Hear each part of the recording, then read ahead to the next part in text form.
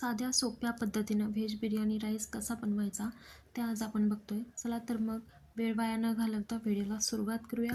मी इथे फ्लावर, शिमला मिरची, बीन्स, गाजर, टोमॅटो, कांदा आणि बटाटा छान असं कट करून घेतलं आहे. आलं लसणाचा ठेचा केला आहे. 2 उभ्या मिरच्या कट करून घेतल्यात आणि इथे काही खडे मसाले घेतलेत ते पहा.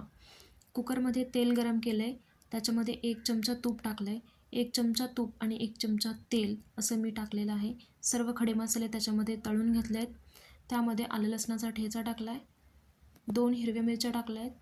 कापलेला कांदा टाकला आहे आणि छान असा परतून घेतला आहे कांदा. कांदा परतल्याच्यानंतर 1 बाय 1 सगळ्या भाज्या मी इथे घातलेल्या आहेत. बटाटा, फ्लावर, शिमला मिरची, गाजर, टोमॅटो आणि बीन्स छान असं 2 मिनिट परतून घेतलेलं आहे. परतल्यानंतर काही मसाले टाकलेत. बिर्याणी मसाला, हळद, लाल तिखट, कांदा लसूण मसाला आणि धने पावडर टाकलेला आहे.